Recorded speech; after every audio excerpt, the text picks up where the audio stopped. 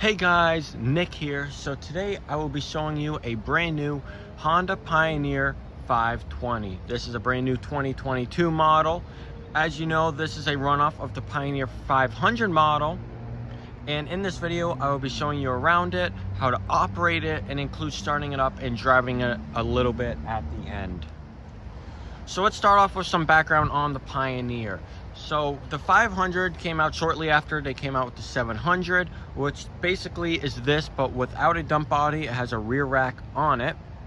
But with the 520 now, you get that dump body that everyone has been asking for years, and you're getting a more all-terrain tire, which won't be so great in mud conditions, but it's a nice smoother ride for more general use, and especially if you're going to go on road or on gravel. Now, as you also may know, this starts at about $9,600 before any freight charges from Honda, and it's basically $1,000 more from the 500. So as I mentioned, you're getting the dump body, you're getting different wheels, but the big thing is actually the drivetrain. You're getting the 520 motor versus the old 500 motor, so it's a more updated motor. With the transmission's been updated, so it's a lot smoother, it's a lot less clunky, as you may know from the earlier 500 models. So they fixed that with this. But interesting enough, the 500 still has that old 500 motor in it and trans, so it still is a little bit clunky. And for some people, they don't mind it, and some people, they really hate it. So it's a love or hate thing with that. But the 520 here is a little mix of the both. It's a little bit better. You still feel it shift, but it's a lot smoother, and it doesn't jerk you around as much. Talking a little bit more about the Pioneer too, you get about 4 different color options. You can get camo, you can get the moose brown, which is this one here, which I think is the best one to get. They also make a gray with a little bit of some neon orange and red striping in the back, and they also make just the pure red, as Honda always does with anything they make. But as I move the camera around here and you see different angles of it, I will be showing you up close the different features. So let's get up close and talk about the dump body. So at the dump body, you have 2 latches to undo the gate, and you have 1 lever right there to dump it. So once you have your gate open, or if you want to have it shut and just dump it, you push the lever downwards, and the hydraulic assist dumps the bed for you. So really nice, clean, simple lift. You want to bring it back down, grab it with your hands, and you push down. Locks it right in.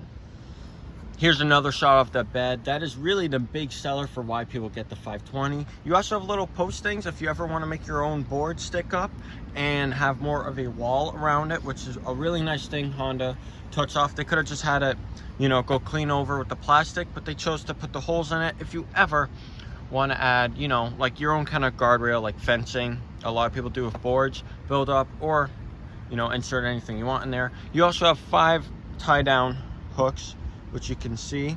Got 1 in the corners, got 4 for each corner, and you got 1 in the middle in the back right there. Nice little feature too, they did add 4 cup holders in the back of your tailgate. Just a little fun thing there. But now you're wondering, how do you get into one of these? So there's a lot of different setups. Honda uses a bunch of different things for the 700, the 1000, and even their Talon models. But the 500 is probably the simplest mechanism right there. So you go there, push the lever, lets it out, and your door opens. And then when you want to shut it, just goes right in. Nice, simple. You have a rubber grommet there that's adjustable too if your doors ever rattle, which is a nice thing that Honda always includes. Coming back around to the front, under the front hood you got 2 hooks, or 2 things that you turn, and then you got 2 push pins you push up. Hood comes up and off, and under there's the top of your radiator, so there's not too much to see there. Now, something you also might want to know about, and goes along with Honda's reputation, is serviceability. So as I mentioned, the radiator and coolant tank is super easy to get to under the hood, and same goes through with the engine. Both of the seats for your back and for your bottom come right up. Right there's for your dipstick to check your oil, and you got some of your books, fuses, your batteries under the passenger seat there. So everything's really easy to get to. And also, I didn't really point it out, but when you you hit the dump on your dump body, and that lifts up, the top of your air box is right there and easy to access. So now you're seeing your driver's perspective. And we'll get over to your passenger seat. Foot room, pretty nice.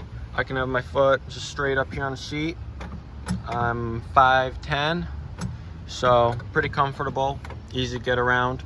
Stationary seat and stationary steering wheel, no tilt, but you do get a nice deep cup holder right here, and as well one for your passenger. You have two-wheel, four-wheel drive right there. Come to a stop, engages super easily, gives you limited slip up front. You got your headlight switch for your on and off. You got your key back here for your on, and then turn it one more starts it. But on your gauge cluster, you have your parking brake light, which is located right here between you and your passenger.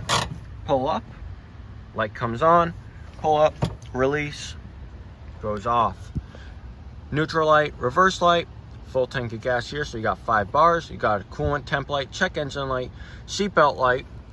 This will only do, I believe, 12 miles an hour, and then a limiter will start going off because you don't have the seatbelt on. But once you have the seatbelt on, you basically can go however fast as you would like. But getting into our gauge cluster, you have your time, odometer, you have your trip, coolant temp, hours, mileage,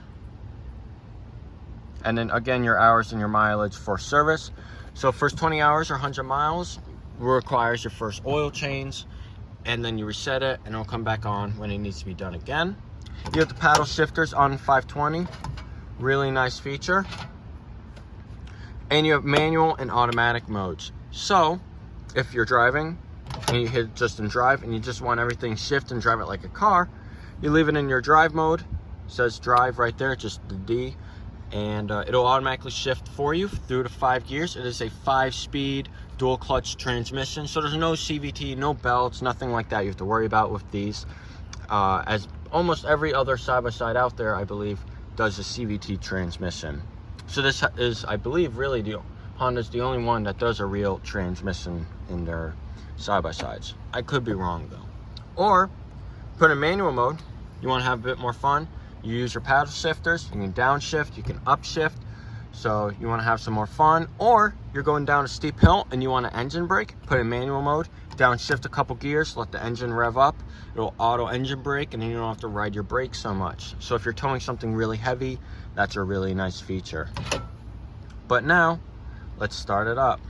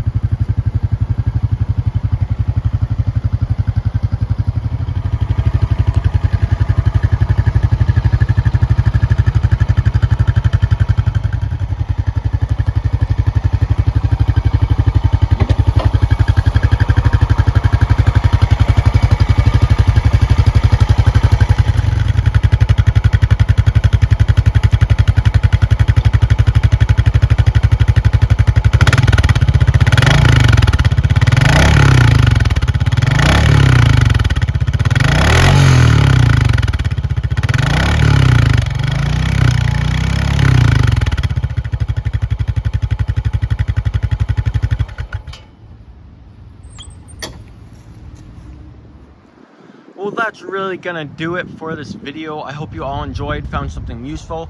Another key point I'd like to point out about the 500 is it's so thin.